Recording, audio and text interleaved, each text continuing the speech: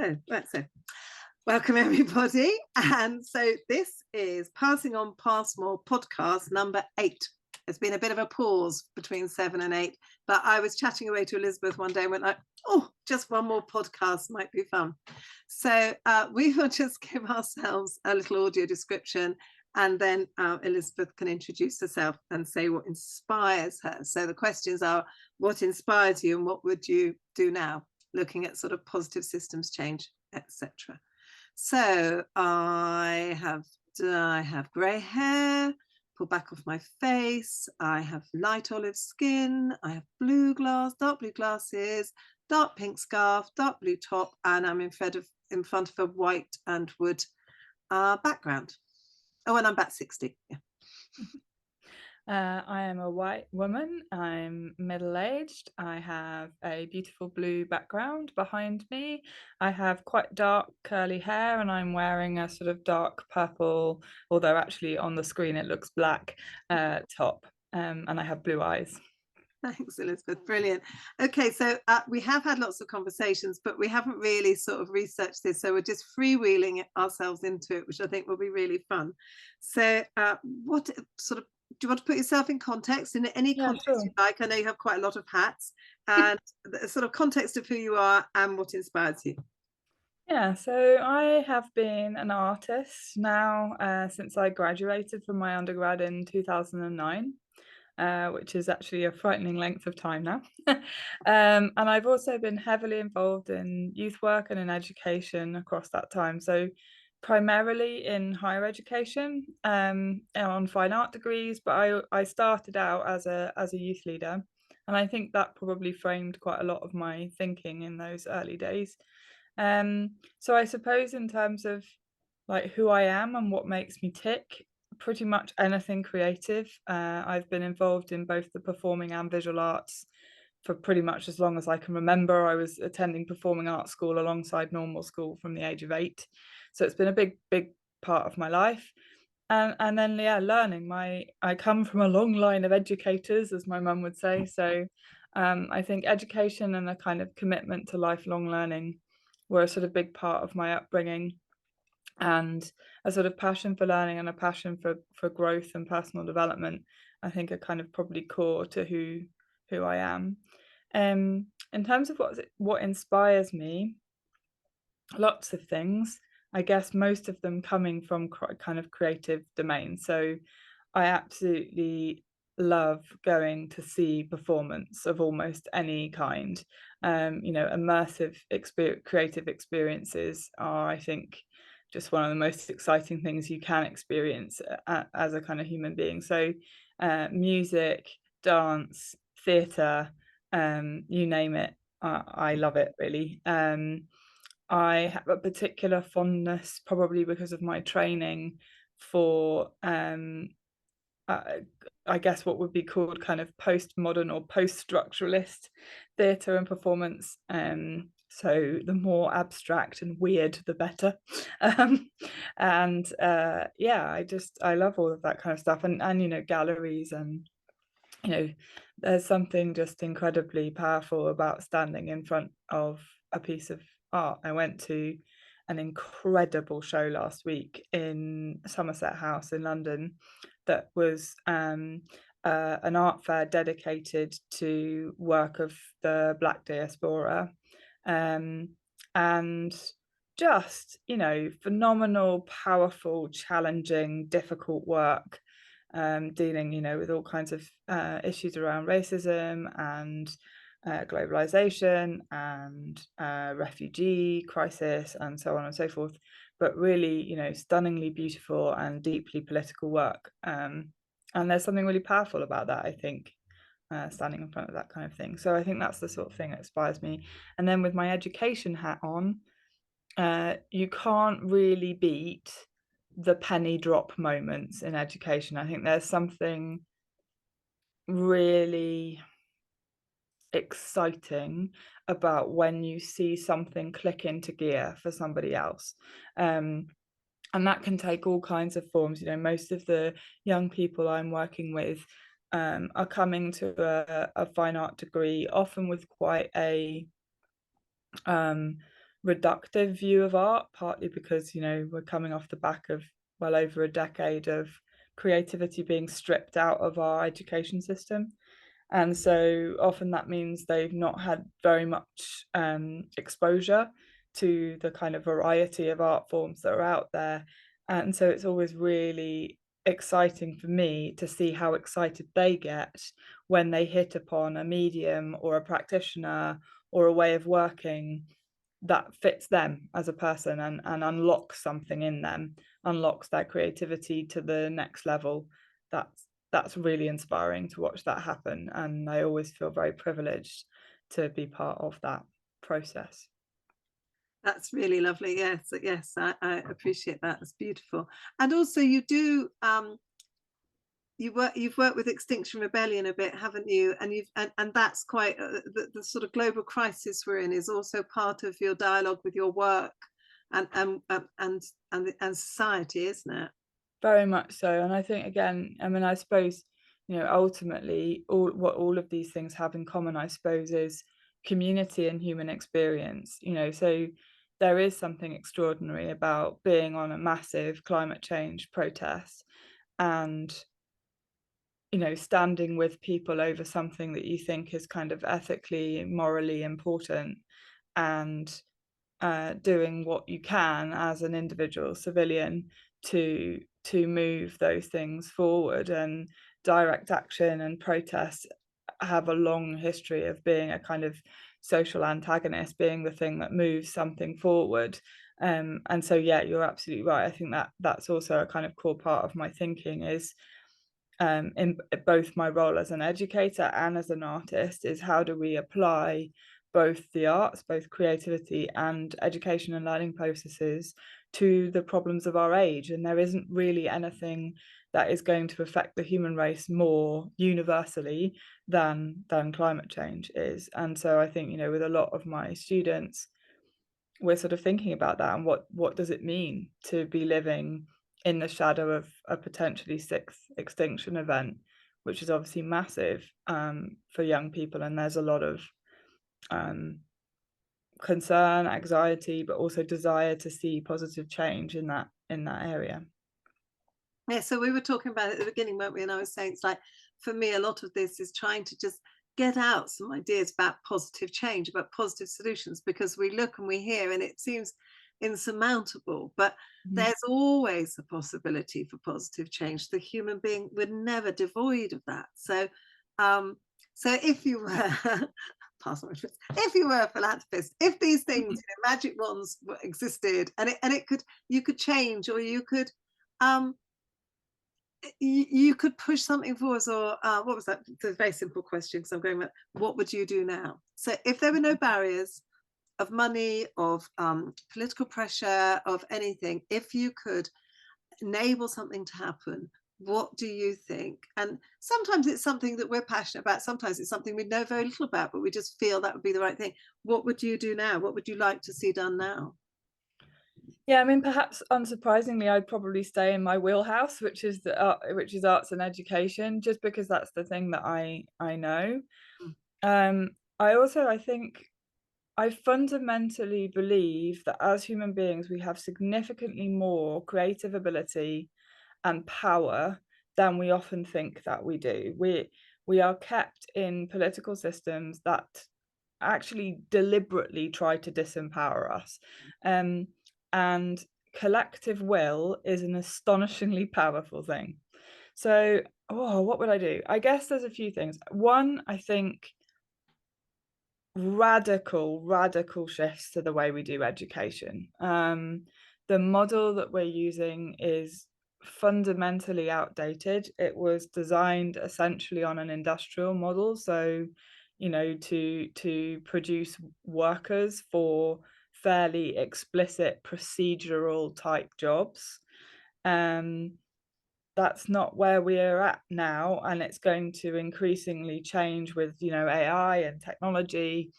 We're seeing a radical shift in the kinds of work roles that are available, and I think even more importantly than any of that, none of that is going to matter educating people for particular jobs, none of that's going to matter if society as we know it becomes unfeasible in the light of climate change, and that reality is coming at us at an increasingly swift rate. So I think we just need to think really differently about what does education need to do for the future generation. Well, essentially, it needs to equip them with the tools to not just survive what might happen with the climate, but to thrive in that climate. And generally speaking, you will get more out of people, significantly more out of people, in a situation where they have agency and control over their learning, and where they are actively involved with real stuff. So it's not just, death by PowerPoint um, or rote learning or any of those kinds of things, but that it's hands-on. And we've made huge strides in education over the last 50 years to move to that position. And it's significantly better than it was. You've seen things like problem-based learning come in, team-based learning, so on and so forth. So we have the knowledge. We know as educators now what the most effective strategies are to educate people. There's plenty of evidence for that. I think often, political punching bags get in the way, where education is used as a bit of a sort of like political weapon.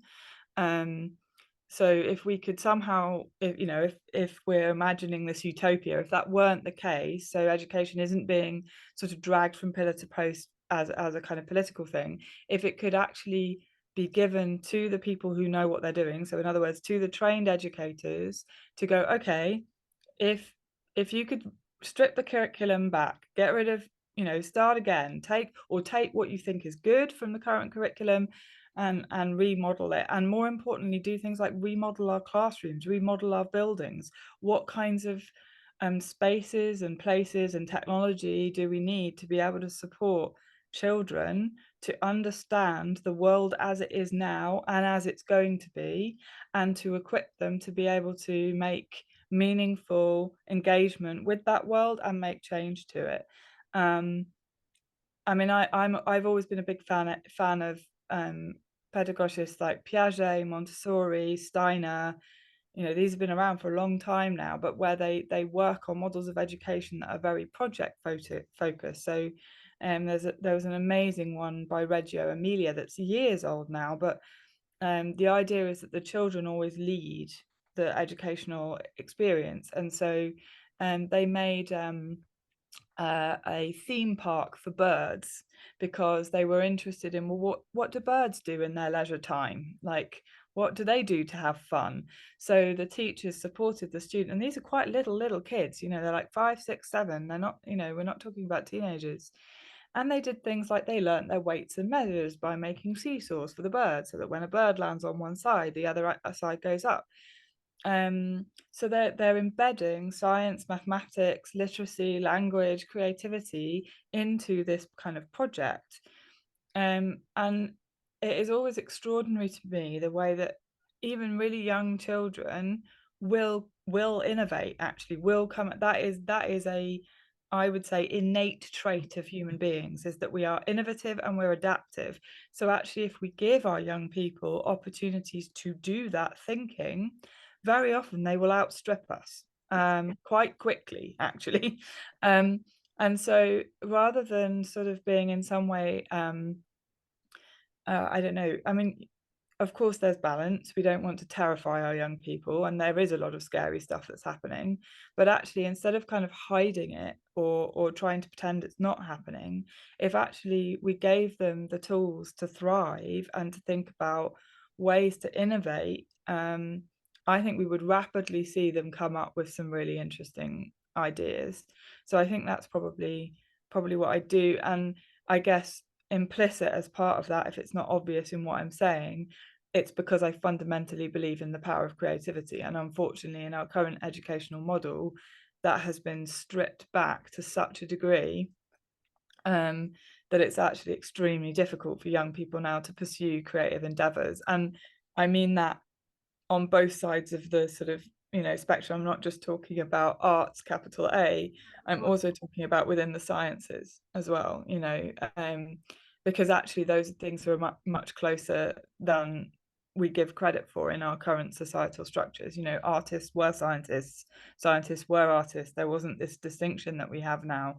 And I think that's what we need to fix this, is we need artists and engineers and scientists and quantum physicists and economists. We need situations where we can operate as collective teams, because it's in the sharing of our specialist knowledge that we'll see change. Yes, and I always see that in work as well. It's like I always feel the problem with education is people set a task and they want you to they know where they want you to go. Well, that's not what's that about? That's just pleasing. I don't know. It doesn't make sense to me, because if you put together a lot of people and you ask them to collaborate, they'll usually come up with something better. Yes, they nearly always come up with something better than the first couple of ideas you've got, and that's that creative collaboration, isn't it? And we need all the teams and all the people in the room talking together. I love that bit about donut economics, that it takes all the voices into the room, not just the few specialists, because you need that joined up thinking. And I always feel very sad that we don't have sort of models for that so much in our society. And I know people are trying to change that, which is great. But yes, lovely, thank you. So carry on. Carry on. So I guess that's probably about education. I think so. If we go up the level, so if at a young level we were talking about it being very play based and innovation based, then flipping back to the top end in terms of university education, again, we've got to get out of the silos. At the moment, we're operating in subject discipline areas primarily. Again, this is changing. It's changed even in the 10 years I've been teaching. There is a move towards this now, of an understanding of actually what we need is to be problem focused, and then we bring the disciplines in to address that issue. So rather than a module being sort of about I don't know aesthetics within the development of visual art practice, how do we actually go, okay, well, if we were to deal with, I don't know, renewable energy, for example, what are the aesthetic and ethical principles one might need to consider in order to address the way that we're using renewable energies? And then you might partner them with somebody from one of the science degrees, for example, somebody from architecture, perhaps somebody from land management, so that students are kind of working together to develop develop projects. So, and that's starting to happen. So for example,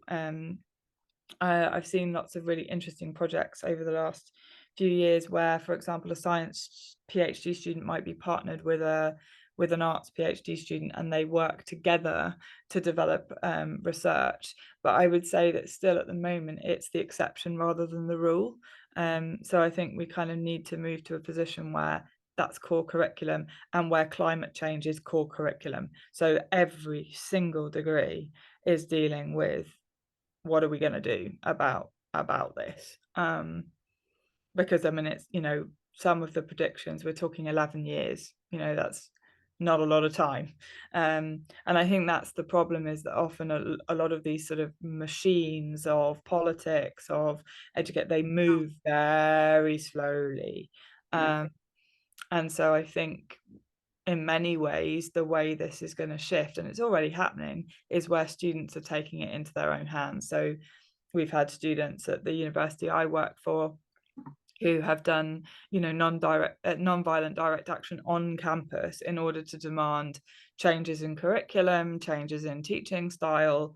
So yeah, I think it's as always, it's very often going to come up from grassroots rather than coming from top down. And I always think it's like the outskirts of society starts vibrating and going wrong, and the core sort of, your parliament and all that heavy bureaucracy, it only shakes when everything else starts sort of moving in and vibrating around it, I feel. And so absolutely.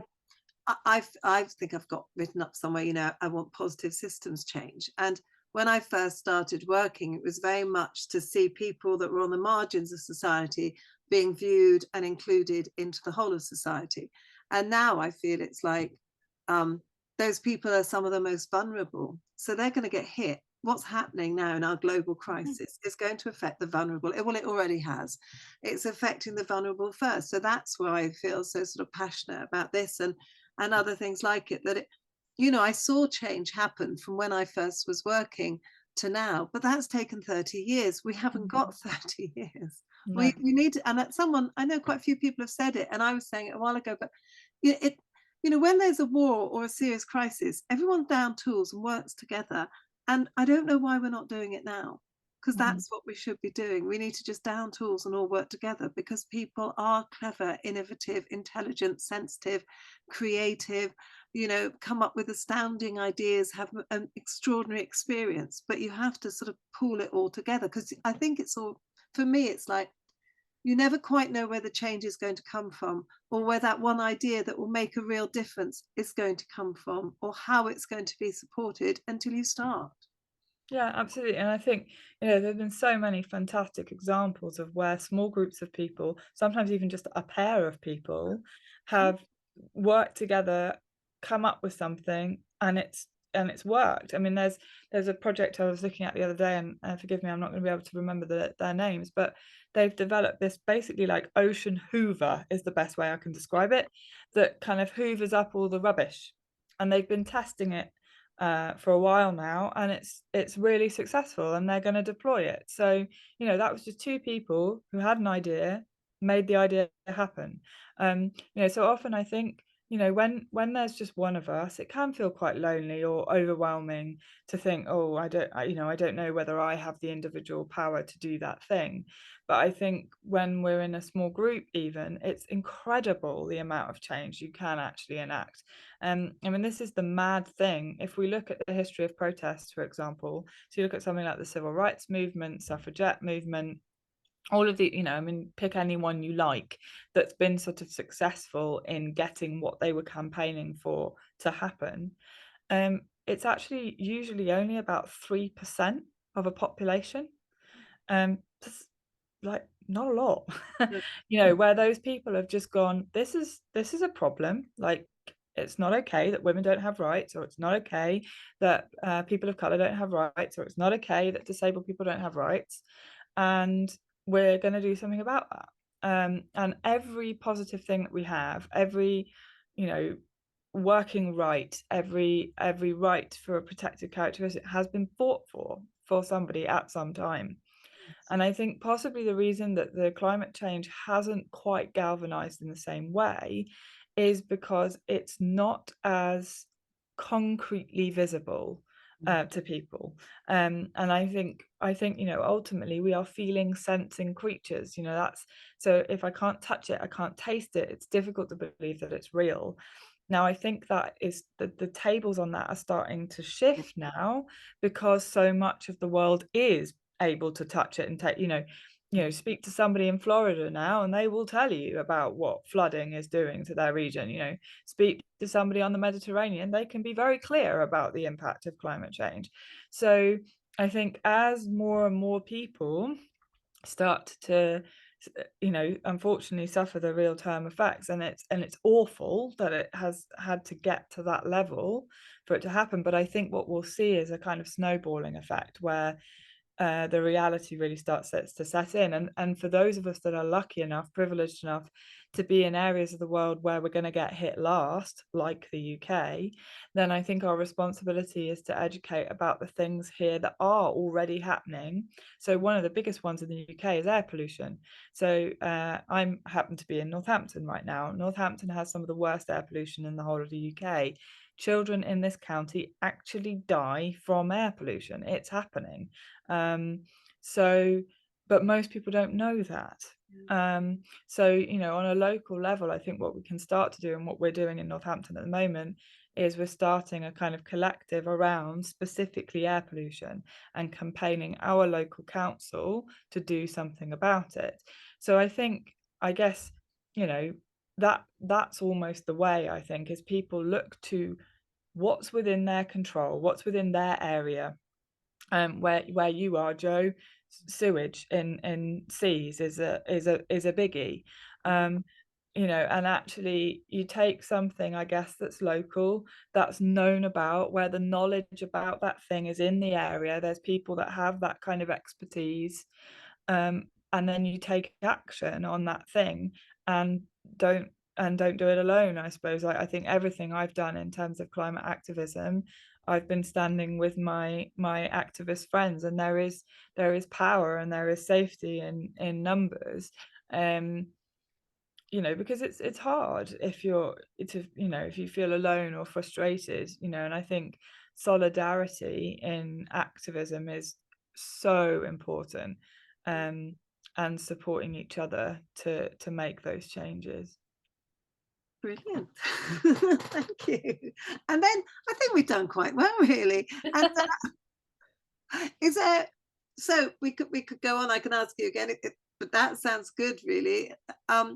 So quite often I say, is there anything else you want to say? Is there anything that, you know, quite often when you start thinking, you go like, oh, but there's that, oh, that's, you know, is there anything else that So I guess I'm trying to think back on what I've said now. So I suppose my structural thing, I guess, is the education stuff, isn't it? Is, you know, how do we allow people the space right from being young to engage with this topic and do something about it? But then I guess the other thing I'm talking about is an unstructured thing, which requires no system whatsoever at all, which is direct action. direct action in your local area? In your local area. And Go about with things that you understand, with things that are sort of tangible. So rather yeah, than, because a lot of people, there's that terrible thing is like of suffering for knowing how much is going on that's awful in the world, and then feeling powerless and just getting sort of depressed and anxious. Isn't it? completely A lot of bogged people down. just get like, well, I can't, you know, and so if you're doing something that is, you know, around you, so the people around you are also supportive of you, that I think that is a very positive, real thing. And it can also be really varied. So like a lovely thing that's happening in Cornwall, I just happen to know this because is so one of the things we've really chronically messed up in terms of climate change in this country is biodiversity. So we stripped out our top level predators, wolves. And we've seen in terms of what happened in Yellowstone Yeah. Park that if you remove the top level predator, absolutely every other part of the chain starts to kind of fall apart. But we also, because most of the UK would have been wetland, would have been like swampy, boggy, wetland type environments. Imagine sort of if I don't know, this reference might be a bit old now, but Lord of the Rings with the kind of swampy bit that Sam and Frodo are making their way through to deposit the ring, and that kind of, you know, there's gloopy stuff everywhere. It would have been that, and we have drained water out of our environment by almost any means necessary. Now, one of the creatures that has been got rid of as part of that is the beaver. So beavers are absolutely fantastic at monitoring, looking after and keeping our wetland well. So we're bringing, the beaver is being brought back. So let's say for the sake of argument that you're a surfer, then it might make sense for you to get involved with the sewage conversation because that matters to you. Maybe you're somebody who really cares about animals. Get involved with the beaver rehabilitation project. So, you know, there's maybe your thing is trees, you know, like and you want to start planting trees. Great, do that. So I think it's such a complex problem, it's huge, that there's room enough within it to go, okay, well, what's the thing that I can do? What's the thing that matters to me? And then I'm going to go do that thing, because actually it's going to take all of us doing all the things, but we're finite resources. So, you know, and I think, yeah, you're absolutely right, Jo. It's not having your joy stolen almost, of like, oh, well, it's not good enough because it's not fixing this other thing over here. It's like, okay, but you're doing what you can to fix that thing, and actually that's also important, you know. Yeah. No, I really believe in it, and I think one of the things I feel quite passionate about is I'm not sure that in our education system people really understand how interlinked we are and how our ecosystems work, and how, you know, really dependent we are on everything, that we're also interdependent. And I hope that, you know, that will come through. But I think you're really right, and I think that the joy of it is really important, isn't it? And I'm very impressed by a lot of the meetings I've been to and people I've talked to, that it's important to spread joy, it's important to be non-violent, it's important to learn about your anger and to wish everybody well, and not to do the blame and shame, and not to get into that didactic you're right, right and wrong thing. It's much bigger than that, isn't it? We're all Well, in and it together. actually, It's so much bigger. joy and empathy can be radical political acts in a system that does not uh, allow or is, let's at least say, actively discouraging of some of those things. Like, I have a lot of fun when I'm doing activist work. Like, it can be hard and physically draining and all of those things, and facing down police officers in riot gear, which has happened to me at times, is not a fun experience. But to be able to apply, I'm very lucky, I guess. My passions have aligned, right? Which is my passion for education, my passion for politics, and my passion for creativity kind of sit together quite nicely. And so, I've been very lucky in that respect, that, when I'm making a project like I am right now, which is specifically about climate change education, which I'm being able to do through the medium of the arts, and that I can use as a means to do, specific direct local community engagement. I mean, that for me is just Mm. dream, really, is that it can. And yeah, of course, is the little drop in the ocean of a project that I'm doing right now going to fix climate change? Of course it's not. But for the participants in that project, if it even makes one or two people feel empowered to go on and do their own projects, well, okay, then that's a snowball effect, and that's moving all of us Yes. along. Yes. No, I heard one of those the other day from my brother, and he was saying when they very first started, they took their tiny little film they'd made about the fowl round to lots of village halls. They just hooked it out on a sort of, Hmm. lose my words, been at a village halls and showed it to lots of little groups of 20 or 30 people. And then later on in their life, they've just got a legacy award for their work. And later on in their life, someone wrote to me and said, I was taken as a child to your talk. It made a Hmm. spark. I became a marine biologist. I'm now a professor teaching people. So So, we don't know, do we? I yeah, always think it's like you scatter seeds and you don't know where it's going to fall, do you? You just have to do what feels right. And yeah, absolutely. yeah, no. Yeah, I mean, that's the other privilege for me of working with so many young people. I mean, I teach probably I don't even know, maybe 400 people a year or something insane. Um, and the stuff they go on to do is just extraordinary, and it's that I think is the single greatest privilege of my job, actually, is to be able to watch people kind of get into their stride, figure out who they are, what they care about, and then go and do something about it, whatever that might be, whether it's gender discrimination, whether it's environmental causes, whether it's um, I don't know, all kinds of things they go on to do. Then and they're applying their creativity and their innovation to that thing, to the thing they're passionate about, and that's amazing. It's really Yes. great.